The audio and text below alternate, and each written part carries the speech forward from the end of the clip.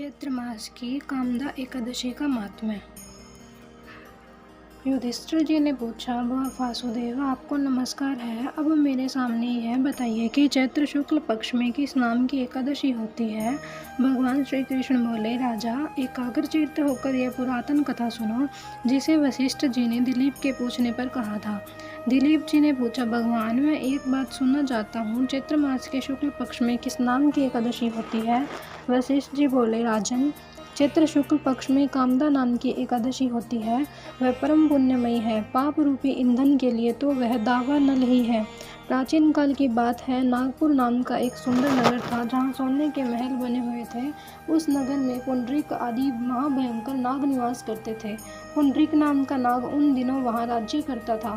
गंधर्व, किन्नर और अप्सराएं भी उस नगरी का सेवन करती थी। वहाँ एक श्रेष्ठ अप्सरा थी जिसका नाम था ललिता। उसके साथ ललित नाम वाला गंधर्व भी था। वे दोनों पति पत्नी के रूप में रहते थे। दोनों ही परस्पर काम से पीड़ित रहा करते थे। ललिता के हृदय में सदा पति की मूर्ति ही बसी रहती थी और ललित के हृदय में सुंदरी ललिता का नित्य निवास था। एक दिन की बात है, नागराज पुंडरीक के राज्यसभा में बैठकर मनोरंजन कर रहा था।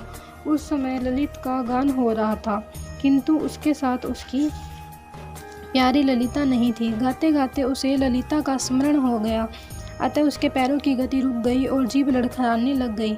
नागों में श्रेष्ठ करकोटक को ललित के मन का संताप ज्ञात हो गया, अतः उसने राजा पुंडरीक को उसके पैरों की गति रुकने और गान में त्रुटि होने की बात बता दी। करकोटक की बात सुनकर नागराज पुंडरीक की आंखें क्रोध से लाल हो गई।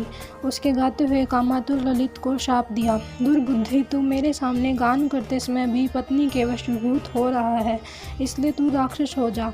महाराज पुंडरीक के इतना कहते ही वह गंधर्व राक्षस हो गया। भयंकर मुख, विकराल आंखें, देखने मात्र से भय उपजाने वाला रूप, ऐसा राक्षस होकर वह कर्म का फल भोगने लगा। ललिता देख मन ही मन बहुत चिंतित हुई।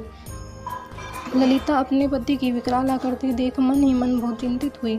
भारी दुख से कष्ट पाने लगी। सोचने लगी, क्या करूं, कहाँ जाऊं, मेरे पति पाप से कष्ट पा रहे हैं।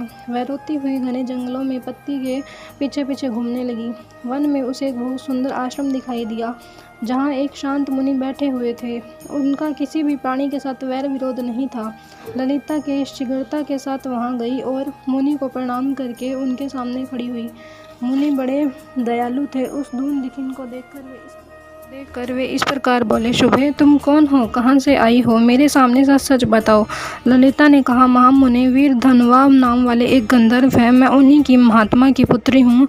मेरा नाम ललिता है। मेरे स्वामी अपने पाप दोष के कारण राक्षस हो गए हैं। उनकी अवस्था देखकर मुझे चैन नहीं है। ब्राह्मण, इसमें मेरा जो कर्तव्य है वह बताइए। विप्रवर, जिस पुण्य के द्वारा मेरे पति राक्षस भाव से छुटकारा पा जाए उसका उपदेश दीजिए। ऋषि बोले, भद्रे, इसमें चैत्र मास के शुक्ल पक्ष की कामदा नाम की एकादशी है, जो सब पापों को हरने वाली और उत्तम है। तुम उसी का विधि पूर्वक व्रत करो और इस व्रत का जो पुण्य हो उसे अपने स्वामी को दे डालो।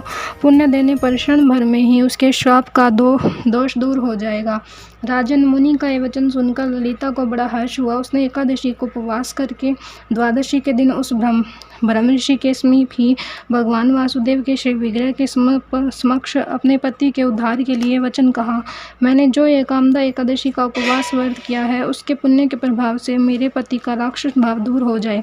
वशिष्ठ जी कहते हैं, ललिता के इतना कहते ही उसी क्षण ललित का पाप दूर हो गया। उसने दिव्य देह धारण कर ली, राक्षस भाव चला गया और पुण्य गंधर्व तत्व की प्राप्ति हुई। नृपश्रेष्ठ, वे दोनों पति पत्नी कामदा के प्रभाव से पहले की अपेक्षा भी अधिक सुंदर रूप धारण करके विमान पर आरूढ़ हो गए और अत्यंत शोभा पाने लगे।